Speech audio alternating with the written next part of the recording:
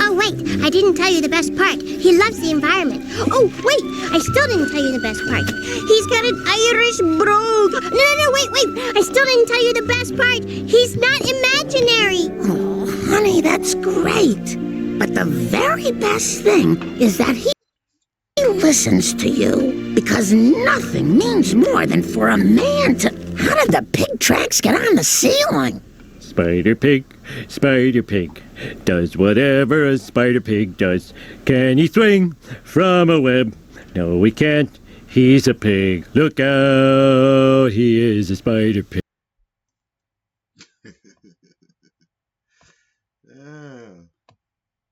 Alright, welcome back, hot dogs and donuts. Y'all know it's your boy Spider Pig. And your boy Sensei probably gonna take a while to get on solo leveling. And since we're a YouTuber and we gotta do our YouTuber thing, we just gonna, promote the W. Shouts out to the W. Y'all know to go check out the solo leveling over on W. We got that Team DWC affiliate marketing code probably gonna be in the comments or pinned to the top of the chat, depending on what I do as far as the premiere goes. But y'all know to go check out them W solo leveling promotional drinks while they still out there and hot. You dig? Shouts out to the season 2 finale. Y'all know the anime is available with the full story that's already been released, so y'all know to go check that out. But for today, let's go ahead and get to some videos, because we got some bangers lined up. Some bangers. Yeah, definitely got some banger videos lined up, so we're gonna get right into it, because I ain't gonna hold y'all up all day. You dig? And if I do hold you up, hell, y'all want to see what we're doing anyways.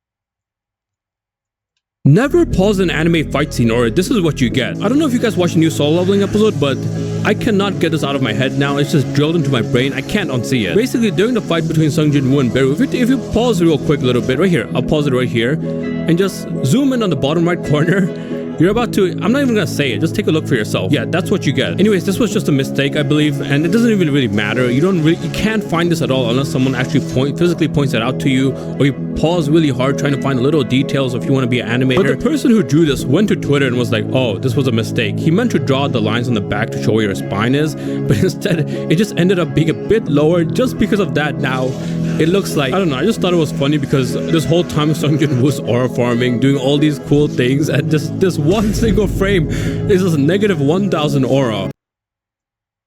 Cheese was out. Boy, we're a bit.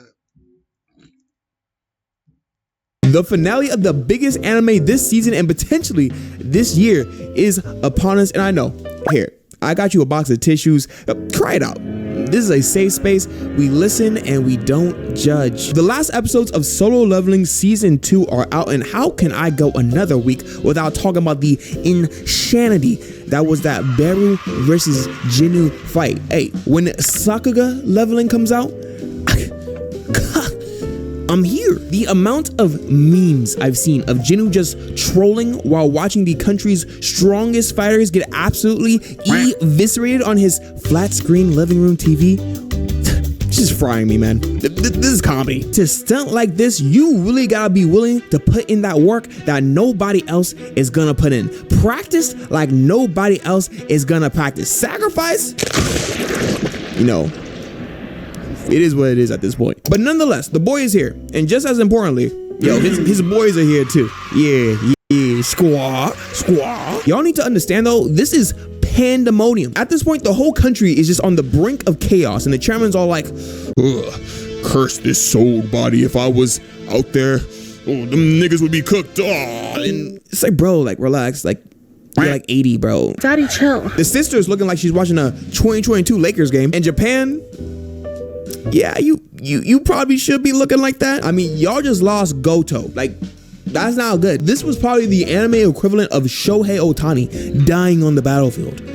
Okay, on the baseball field. It doesn't matter. Shohei Ohtani's dead. Enough of the exposition, though. The people came here for one thing and one thing only. And hey, is that new Cardi? Oh, wait, what is that? You know, he do look like he bumped that Cardi. Beru pulls up, emanating this Hawaiian fruit punch colored aura. Just know, Jinwoo got that thing too though, with that blue raspberry Kool-Aid. Y'all can tell I'm a little thirsty. This shot right here is that head-to-head screenshot. Dudes will be using this picture for years to come. This is about to be Jinwoo's first time where he actually gets to pop out. Like, no sneaky BS that he's been doing all season. No, I'm Jinwoo and I don't want anyone to know I'm strong. No, bruh. No, bruh. Look at the entire world glazing you for this matchup. I need you to show out. The chairman broke his $499 ergonomic work chair just out of pure excitement. But nah, this is what I like to call that, like that good, you know, like that. It's just something so raw about throwing the hardest punches imaginable at your opponent, eating it, and rinse, wash, and repeat, baby. This is what we live for. That unfiltered, unsaturated, all natural smack session is what anime was made for, y'all. I don't give a We know how Jinwoo loves that dominant hand ability. He's gonna use it every time he can. So we have to hit him with this combo that was deadly. And look at how it had Beru stun locked. Bro needed time to process. What was that damage? Bro's hitting punches from the floor. That's the type of timing we're on. Beru ripped out the poison and listen, like, I got you, Beru. You on that Shinobu type tip. I feel you. We know. We've been here before. The whole time though, the Japanese are trying to get their get back and are weighing their options until they finally decide to go with Operation Jump Him. Which honestly, with what they have, it's the most logical plan if it weren't for he's too strong. He's too strong. I don't want to fight him. At this point, this is where Beru realizes he's going against an elite fighter. He cannot hold back. There's no time for BS. Look at the wings, baby, on deck. Got that OST bumping in the back now. We here, boys. The idea is he's condensing his body to shift his stats more into speed, like he's on like some Pokemon Showdown logic. That is the reason why he looks like he's taking Ozempic here. And to keep it a bean, I can't even commentate what this fight was at this point. The choreography when Jinwoo starts whipping out those blades, it gets me every time. It's crack. It's crack. And just look at the attention to detail. I'm sorry, run that back. Wait, who playing that Fetty Walk? Can I get to the dance? Sweet, yeah. Look, A1, I'm all for attention to detail, but come on, y'all. There are limits. Beru is stressing at this point because he even whipping out the ice attacks that he stole from that one Japanese S rank. And for y'all that don't know, Anime 101, you know things are getting tough when we start hearing that evil villain inner monologue going like, how is he doing this? He's way too strong. You know, scratch that. We know it's too late when you got Yoonho looking like this. Bro, he's so lost. It really do look like these guys went to Walmart, bought red and blue LEDs, taped them to their cheeks, and just started running around. Like, what am I looking at? We are officially at the point Jinwoo has lost his entire pupil and iris. This dude is in that mode. Jinwoo even threw the blades only to hit him with the nastiest barrage imaginable, but somehow catches the blade to continue his attack. I cannot tell you how Beru hit a Uno reverse card here, but he got Jinwoo compromised. I don't know how we got here, but he's compromised. This is when it gets bad though. Ability upgrade. Mutilation. This is his critical attack skill just cracked out. Cracked out. Beru experienced this attack one time, and at this point, his true animal instinct just it was fighting back. It's fight or flight, and this dude got wings. He has to go. Look at the most Levi-esque game winner of all time. Tell me this ain't prime Levi in the flesh. There is only a select few anime heads that got this in their bag, and Jinwoo just added himself to that pile. You know, try in, you can do it too. Come on, join the party. Got bro looking like a Wendy's chicken nugget for no reason. Beru tried to whip up the ants as backup, like Jinwoo don't got them boys with him at all times. When Jinwoo knows he has that win in the bag, all he needs to do is farm and look good. And so he does. Bro tries to run. If Jinwoo really wanted to, he could have killed this dude right here, right now. Y'all see on the screen? But no, he proceeds to just look at him with disrespect and animosity. And again, Beru's going to try to dip because he just looking at him mad awkward. and he goes and plays with him again. We get the most unnecessarily savage finisher that Jinwoo has ever. Oh, that's all? Oh, that's the fight? There is zero reason why bro need to destroy dude with 1,000,000 cuts per second. Look at his face. Like he did not just commit a war crime in the flesh. Like, are you kidding me? Jinwoo attacked Barrow like he actually cared about the lives Barrow took. Jinwoo, you let those niggas die. That was you. At this point though, my attention was only on one thing, and that was baby girl Cha Hae-in. I was in panic mode. This was like wifey, and the elixir wasn't working, and this worked on Jinwoo's mom, and baby girl again. And what's gonna happen? Who's going to help? How are we going to end off this episode? Well,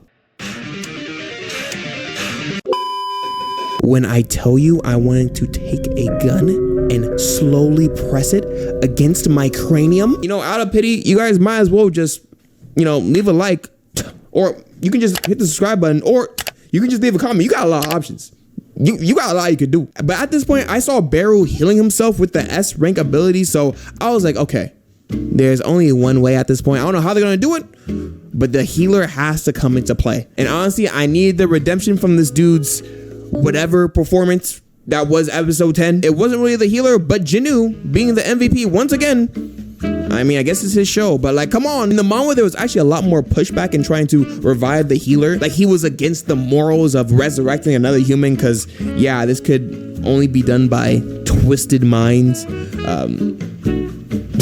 All in the back of my head though, I'm like, this boy don't even need a healer. Bro has barely sustained any damage, been scratched, had an inkling of dire health issues this entire season. Is this not overkill? Is this not extra? And I think the author kind of felt that vibe, because he's like, yeah, no, he really don't need all this. That's a little much. Even though Jinwoo is definitely a little morally gray, he still has some decency to respect dead people. So the S-Rank healer got to work, you know, finally did what he should have done 2 episodes ago, you know, before he became a Krispy Kreme donut, and then he was sent back to the Shadow Realm. Completely. It was nice for you coming back, bro, but yeah, catch you later. We once again get a petty Jinwoo and Yoonho interaction. I told you not to touch the fit. This Balenci dude didn't even want to pull up to the war in the first place, and he definitely didn't want to be Jinwoo's walking ambulance for the rest of his existence. So I'm happy he had a good send-off. This is sweet. So squad finally gets to go home. Yay! You know, after getting past 4,000 plus ants, just chilling outside this volcano. It's easy. At this point, Jinwoo is just farming. Like, literally think of like Pokemon when you're just going back and forth in the grass, just racking up XP. That's Jinwoo right now. Even decides to practice his aura farming in private with this blade that is literally his coolest weapon yet. But this is the first time we see him use it, and he's just showing off. But bro did it. He finally hit level 100. Yes, triple digit fiend in the building. Look at this mama flex, bruh. Look at this shot. Come on, tell me this ain't an IG pick. And you know, some people would probably celebrate this with a night out, you know, maybe a splurge of that new wine that he's been keeping in the cabinet. Jinwoo only needs one singular thing. Erect.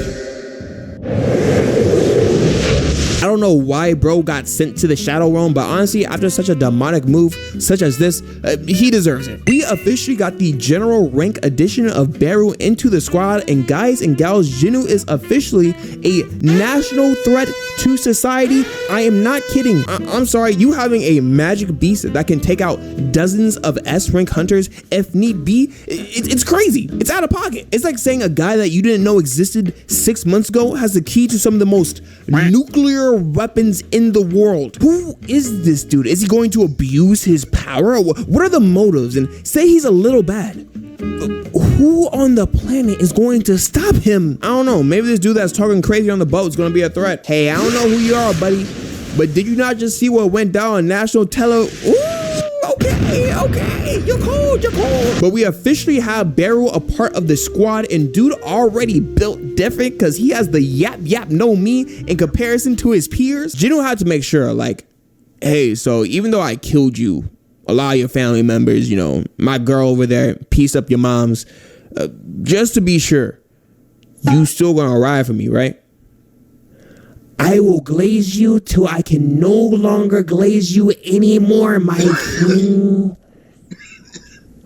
Say less, say less. Apparently, Barrow is the author of a novel called The Ants, so pretty on brand for Jinwoo, just naming things the most simple, immediate thing he can think of. Cool factor that was in the manga but didn't make it into the episode, Jinwoo actually tried to extract the queen as well and succeeded, but I guess Jinwoo loses his hierarchy for the other ants when she's resurrected, and all her mana was really just for pushing out a bunch of these kids, so she really got no hands, so bye-bye. Anyways, it's still doomsday out there. We got 4,000 plus rabid ants and a bunch of A ranks, and you know, they're doing the best they can, but again, 4,000 rabid ants.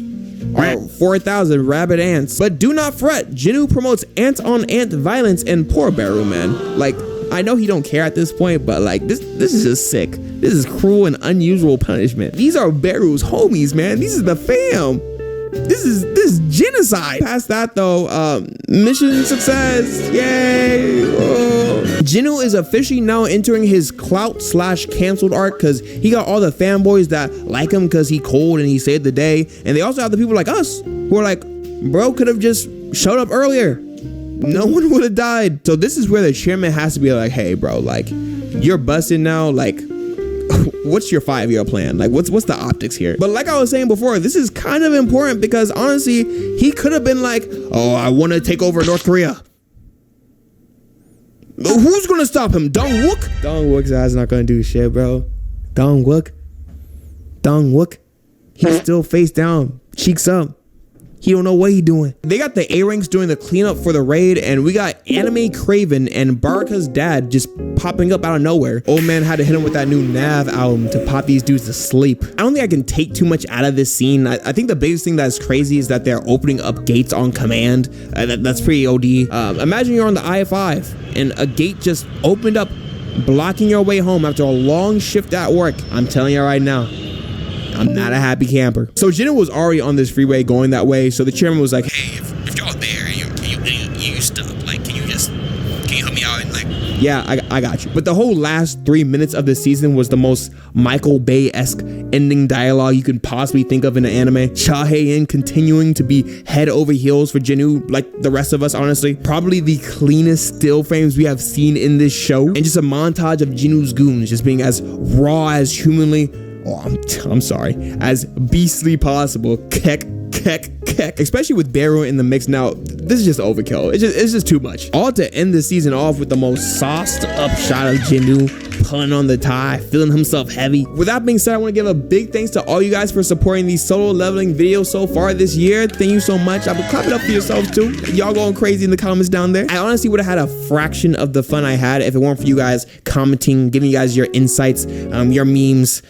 Definitely a lot of memes. So I hope God blesses the rest of your day, and these were my blank thoughts.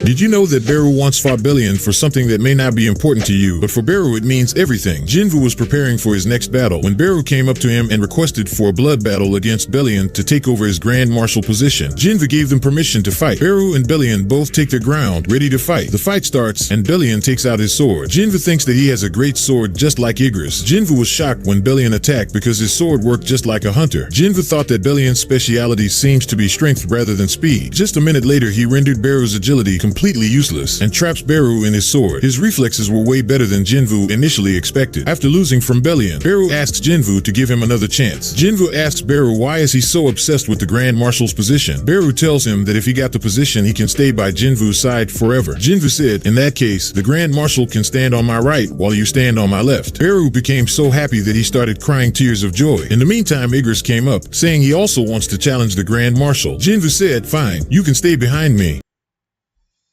He said, I gotta get y'all niggas appropriate positions because y'all fucking with your boy. Now let's see another video about Jinwoo's strong.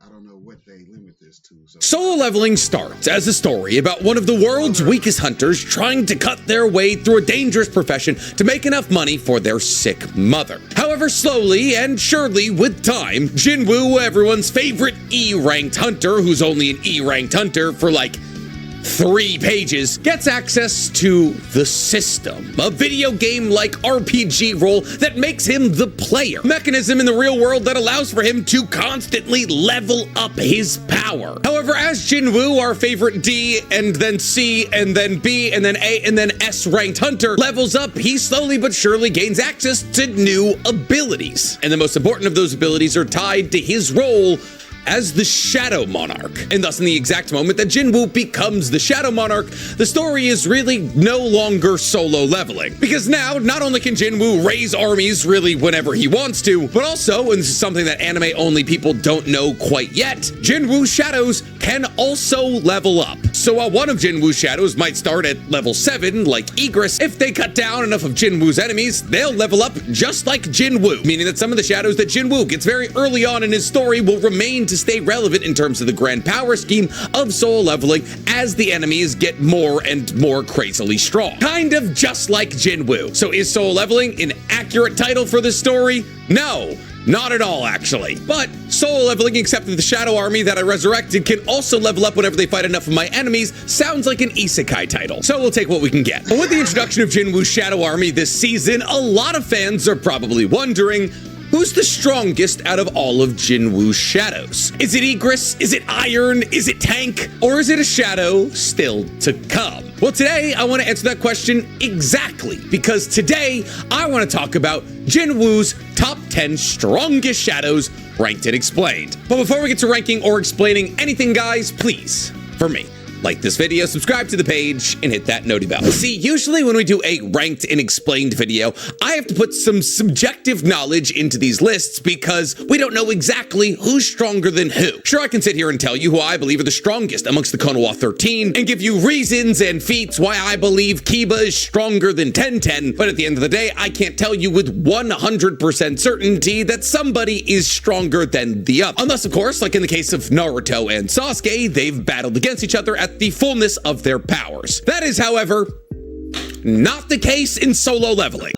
Not only did the top 2 shadows in Jinwoo's army fight against each other to see who was stronger, to see who would get the highest military rank in Jinwoo's army, but also, like I just said, every single one of Jinwoo's shadows has a rank. And the ranks denote how powerful his shadows are within the confines of his army. And thus there is almost a unilateral agreement amongst the entirety of solo leveling fans who have read the entire manhwa of who Jinwoo's at least top 5 strongest shadows are. Now, positions 6 through 10 do feature a little bit of swapping depending on the list that you're looking at, but the list that I'm about to tell you sounds like another list that you've heard previously. I'm not copying anyone. This is just kind of the general consensus. So with all the rules out of the way, let's get on into this list. Coming up in last place, which isn't a dishonor in this list, at our number 10 spot is a name anime-only watchers already know, Tank. For those of you watching Season 2 of Soul Leveling, Tank is a name that you are already familiar with, as Tank was introduced to us when Jinwoo entered the Red Gate at the beginning of Season 2. Now, while there was tons of incredibly dangerous foes inside of the Red Gate, by far and away, the 2 most dangerous foes inside of it were 1, the leader of the Ice Elves that Jinwoo tried to raise into a Shadow Soldier but couldn't, and 2, the leader of the Ice Bears that Jinwoo did rise into a Shadow Soldier that would later be named Tank. Now, in the moment that Tank is risen as a Shadow Soldier, he is a B-ranked monster. And immediately, even though it's not explicitly stated, at least in the anime, Tank is given a Knight grade. Now, for those of you who haven't seen my video explaining Jinwoo's Shadow Monarch abilities, where I went over all of Jinwoo's Shadow Monarch army grades and how they correlated to the strength of the soldiers that they were given to, let me quickly breeze through it right now. In Jinwoo's Shadow Army, Shadow Soldiers can be anywhere between Basic Grade and Grand Marshal Grade. Basic Grade soldiers are as strong as E to D ranked hunters. Normal grade soldiers are as strong as C ranked hunters. Elite grade are as strong as B ranked hunters. Knight grade are as strong as A ranked hunters and can be given names by the Shadow Monarch. So any soldier that we know of that currently has a name in Jinwoo's army is at least Knight grade. That means, as it currently stands, Igris, Tank, and Iron. Elite Knight grade soldiers are as strong as S ranked hunters, but like basic S ranked hunters. Like Baek Yunho is one of the weaker S-ranked hunters that we know about, and that's about as strong as an elite Knight grade soldier is. Then there's commander/general grade soldiers, who are as strong as high-level S-ranked hunters, and it's at this level that shadow soldiers become capable of speech. And then for a fairly long amount of time, Marshal/Commander was the highest rank that one could hold in the Shadow Army, meaning that those who had the Marshal/Commander grade were the strongest soldiers in the entirety of Jinwoo's Shadow Army. However, eventually there was a couple too many of shadows of this rank, and so the confirmed two strongest shadows in Jinwoo's army battled it out against each other, and the winner was given the title of the Grand Marshal grade, the title that goes to the undoubtedly strongest shadow in Jinwoo's army. So like we've established, Tank joins as a B-ranked monster and is immediately given the grade of Knight and is therefore given a name. And even though Tank is one of the first shadows that Jinwoo ever adds to his shadow army, his sheer size and sheer strength allows for Tank to be the perfect soldier for Jinwoo if he's battling against multiple smaller enemies, or to stand up and deal damage against bulkier attackers. And like I established, with a lot of the shadows that join early in Jinwoo's shadow snatching career, they gain strength as they continue to join in Jinwoo's battles. As Tank, throughout the duration of Jinwoo's story, has shown the ability to battle against ridiculously powerful foes like the Giants from Tokyo's S-ranked gate. He's battled against the Nagas, been able to take out an A-ranked magical beast with one strike, and serves as a hell of a ground-based mount really whenever Jinwoo needs. And thus Tank serves the role of his name perfectly. He soaks up attacks, he pulls aggro, he wipes out the trash mobs, and while he's never the most vital player in Jinwoo's army, he's always an important piece. But enough about these ground-based mounts, let's talk about Jinwoo's air mounts. Because up next at our number 9 spot, we have Kaisel. Now listen, putting Kaisel above Tank is a slightly controversial take, because while Kaisel is definitely one of Jinwoo's cooler shadow soldiers, as he's quite literally a dragon, Kaisel is a glorified fast travel mechanic for Jinwoo. See, eventually later on in solo leveling, Jinwoo finds himself back at the Demon Castle. The Demon Castle in the S-rank dungeon that he's already begun to probe into in the anime. And in this Demon Castle, Jinwoo finds himself in combat against the Demon Baron. Well, the Demon King Baron. I just remember that Baron is also a ruling term. And Demon King Baron has a dragon by the name of Kaiselin. And thus, after Jinwoo is victorious in combat against the Demon King Baron and Kaiselin, he rises Kaiselin and adds him to his shadow army. And since Kaisel is already an A-ranked monster and therefore a Knight grade, he gets a name. And in the moment that he's risen into a shadow soldier, because Tank is a B-ranked monster when he's risen, Kaisel technically is stronger. However, for all of you out there hoping that Kaisel is going to play a huge role in Jinwoo's story,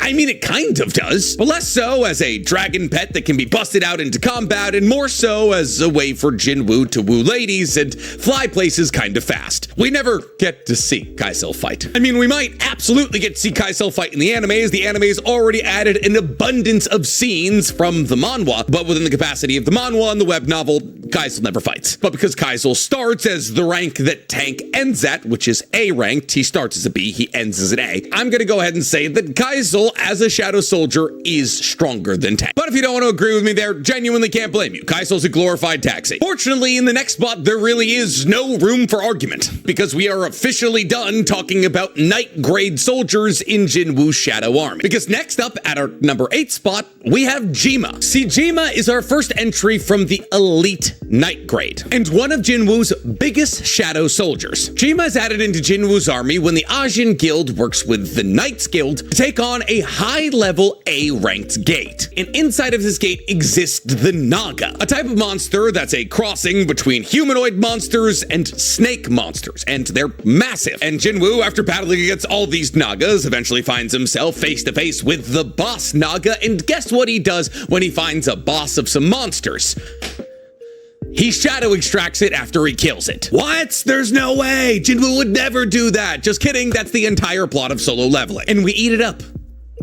Every time, like the pigs that we are. Now, when Jima's extracted, it's immediately given the rank of Elite Knight. Because when Jima's extracted, it's as powerful as it was while it was alive, and while it was alive, it was able to battle against S-ranked hunters. Low to mid-range S-ranked hunters, but still. Now, this is mostly because the Nagas possess incredibly tough skin that made their hides almost impenetrable. Ties into the fact that the Nagas also have the ability to grow in size, even though it doesn't technically increase their strength, and a massive regeneration factor that's only buffed by the fact that Shadow Soldiers technically really can't die, and Jima was pretty immediately one of Jinwoo's most important soldiers. See, Jima, as a snake humanoid hybrid that wields a trident, is as well versed in combat in the water as it is on land. On top of that, its ability to grow in size at will means in combat against bigger enemies like the giants that show up later in Jinwoo's story, it is an absolutely crucial piece of the Shadow Army. After Jima, we have another name that some of you are already familiar with, which is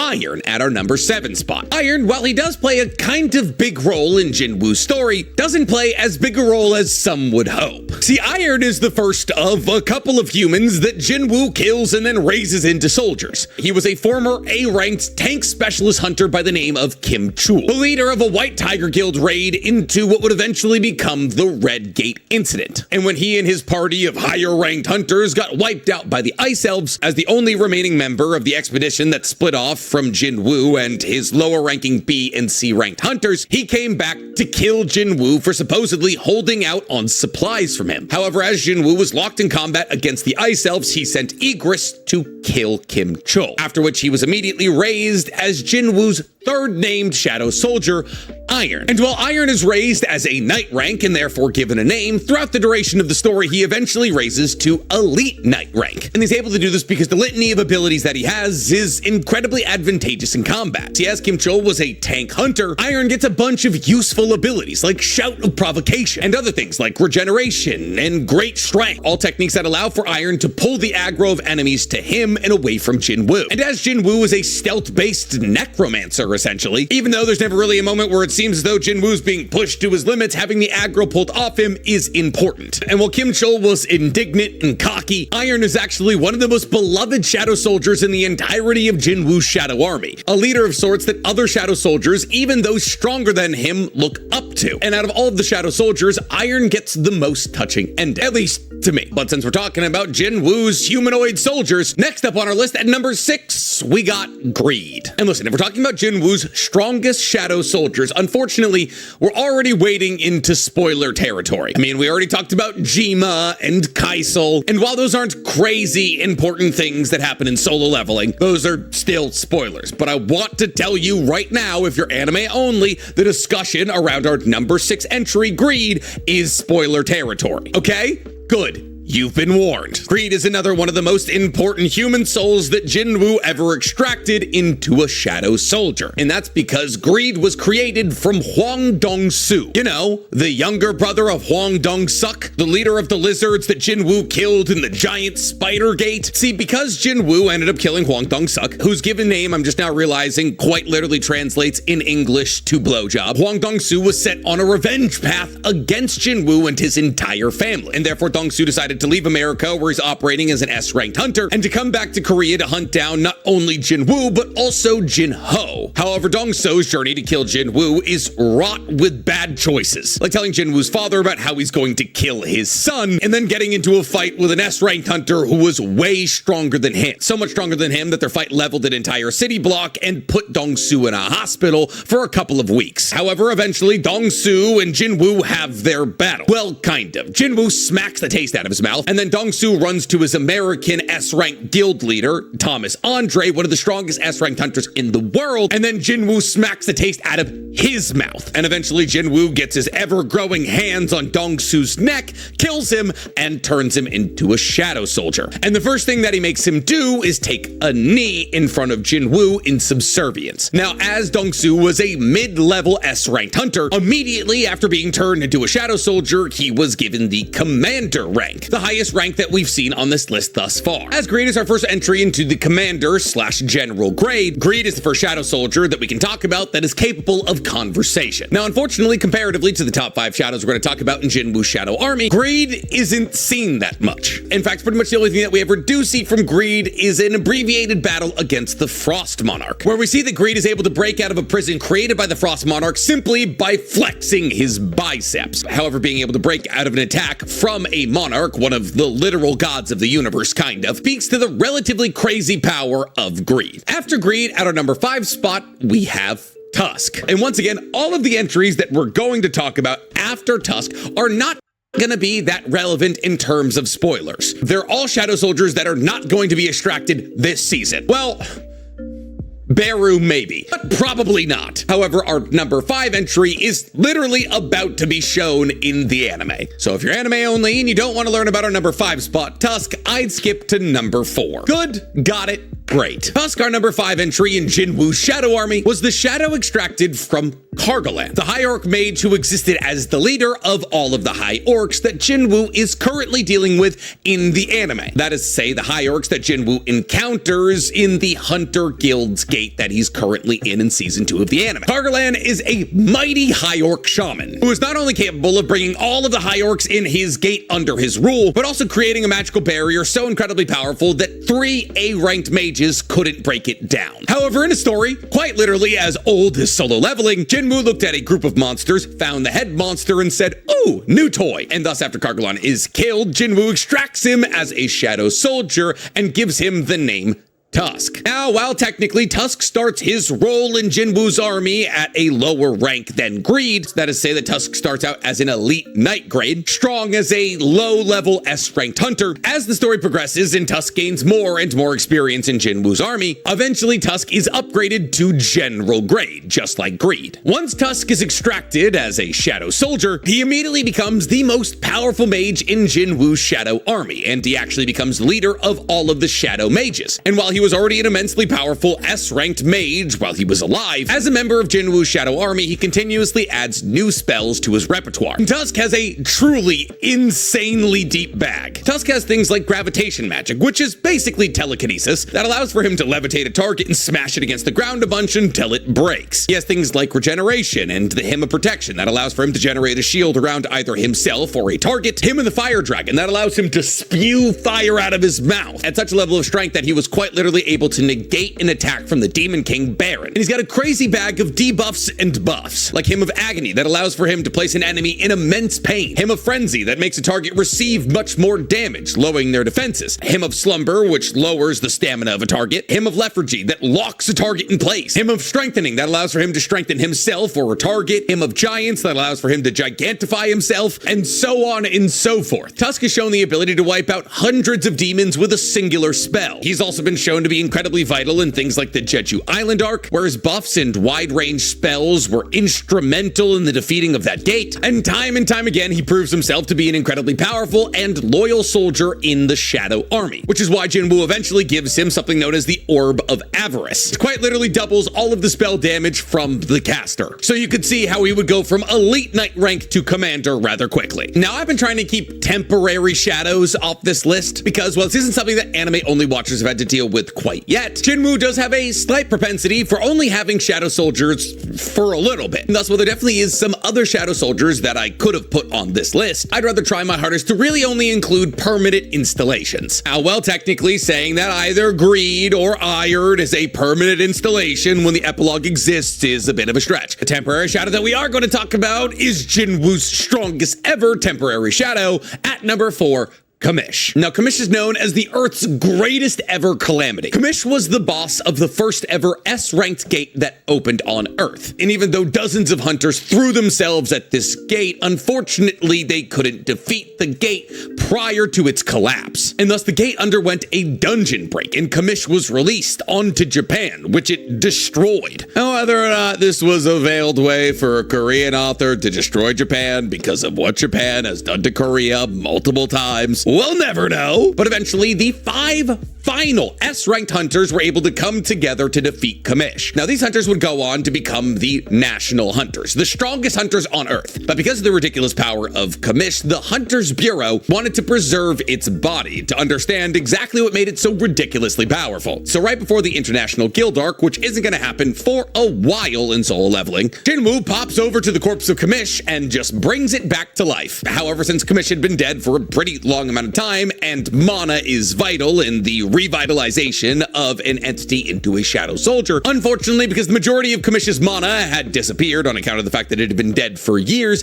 it was only a temporary shadow soldier. And I mean like real temporary, like a shadow soldier for a couple of minutes temporary. But in those couple of minutes, Kamish was by far and away one of the strongest shadow soldiers that Jinwoo ever had. A high-level S-ranked monster turned into a shadow soldier that undoubtedly would have got the rank of either general or maybe even marshal if it had it survived for more than a couple of minutes. However, on account of the fact that it didn't survive more than a couple of minutes, not only did it never get a rank, but also we can't really put it all that high on the list. But for being a monster that finished what America started about 80 years ago, yeah, it's gonna be pretty high on this list. It's also important to know here that Kamish is the only soul that Jinwoo wasn't able to rear in completely. As well, every other high-level monster that Jinwoo has added into his shadow army becomes a loyal servant. Kamish almost killed all of the humans that were around Jinwoo when it was raised as a shadow soldier. So yeah, not a monster you want to mess with. Now, after Kamish, we got a name that you all probably know and already love, because at number 3, we got Igris. Now, Igris is the first ever real and important shadow that Jinwoo ever extracts. And while Igris, who is a B-ranked monster, starts as a night grade, as Igris is one of Jinwoo's most loyal and most powerful soldiers, pretty much anytime Jinwoo is fighting, Igris is fighting. And thus, as the story progresses, Igris gains as much strength as Jinwoo, eventually obtaining a martial grade. The first true martial on this list. Now, while technically all of the soldiers in Jinwoo's shadow army have the ability to level up just like him, Igris seems to be the best at it. Because while he begins the story as a B/A ranked monster, he easily with time upgrades to that of a high S rank threat, which has even been depicted thus far in the anime as he was able to easily dispatch Kim Chol, who was an A ranked hunter. And this strength that Igris gains over the course of Jinwoo's story is depicted by the fact that as he goes up in grades, he gains more personality and the ability to speak. And thus with time, he actually becomes one of Jinwoo's most trusted confidants, a chivalrous knight who always has Jinwoo's back. And like with so many of the other top shadows in Jinwoo's army, he gains items from Jinwoo that make him even stronger, like the Demon King's sword, a sword that allows for Igris to summon lightning with every single swing. But on top of this, Igris, kind of like Jinwoo with his ruler's hand, also has telekinesis. And thus with all of these powers combined, even people like the Frost Monarch, Silad, stated that Igris is a troublesome foe. And that's a monarch saying that. But if there's one shadow that compares to the power of Igris, it's probably the fan favorite shadow at our number 2 spot, Biru. Now, once again, if you don't want spoilers about the Jeju Island arc, which is most likely just going to begin at the end of season 2, as I still think there's enough content between us and the Jeju Island arc to make sure that it doesn't finish in this season, then I would skip Biru. Now, Biru, if you've read the manhwa and are a part of the fandom, is probably your favorite shadow soldier. He's got the most personality, he's the funniest, and while he's definitely not the longest tenured, I feel as though he makes the biggest splash. See, Biru is by far and away, by my estimations, the most loyal soldier in Jinwoo's army, and is the extracted shadow of the King Ant from the Jeju Island Gate. So once again, Jinwoo looked at a bunch of things, looked at the leader of a bunch of those things, and said, ooh, new toy. However, this new toy has power on the level of Kamish, as Jeju Island has to be straight up abandoned after the S-ranked gate that opened there had a gate break. And Biru, who was just simply known as the Ant King prior to being turned into a shadow soldier, during the course of that gate break, and while S-ranked hunters tried to get this dungeon to collapse prior to undergoing a gate break, tore through S-ranked hunters like they were nothing. In fact, the Ant King is one of the most ferocious monsters we see in soul leveling,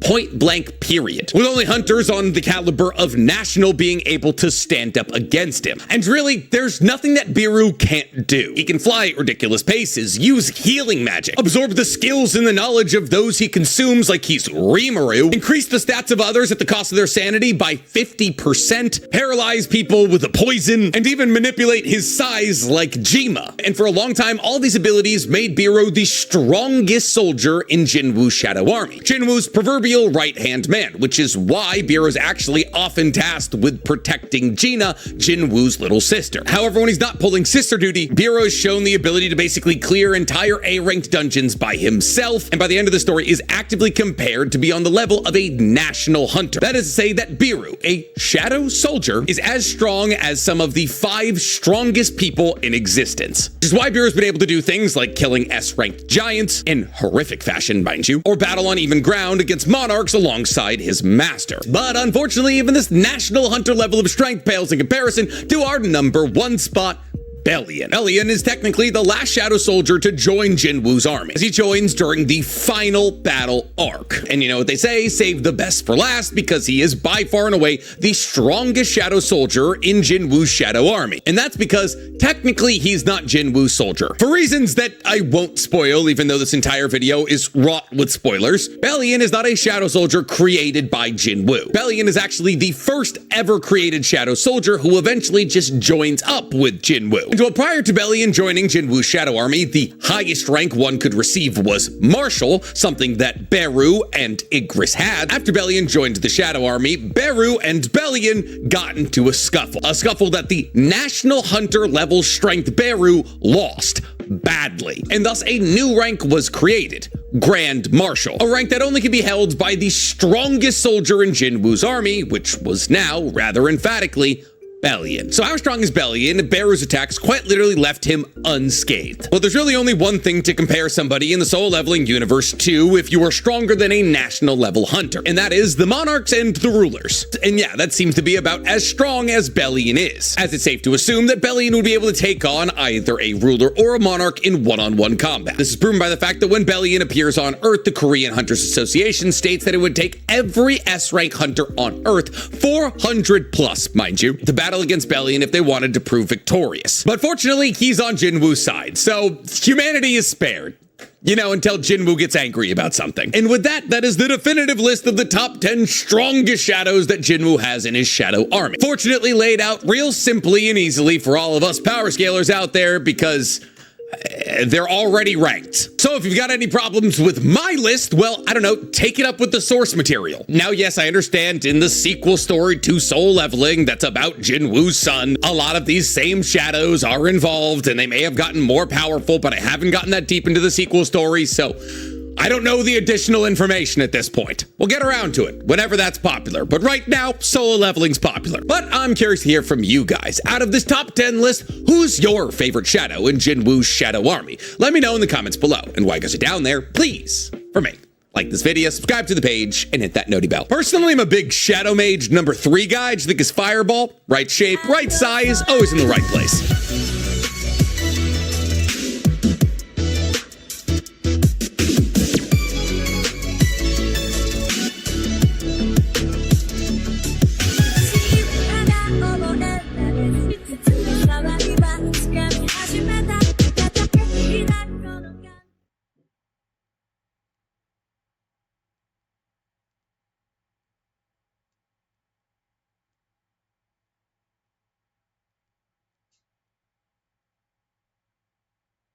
Did you know how Sung Jinwoo defeated the mastermind behind the system?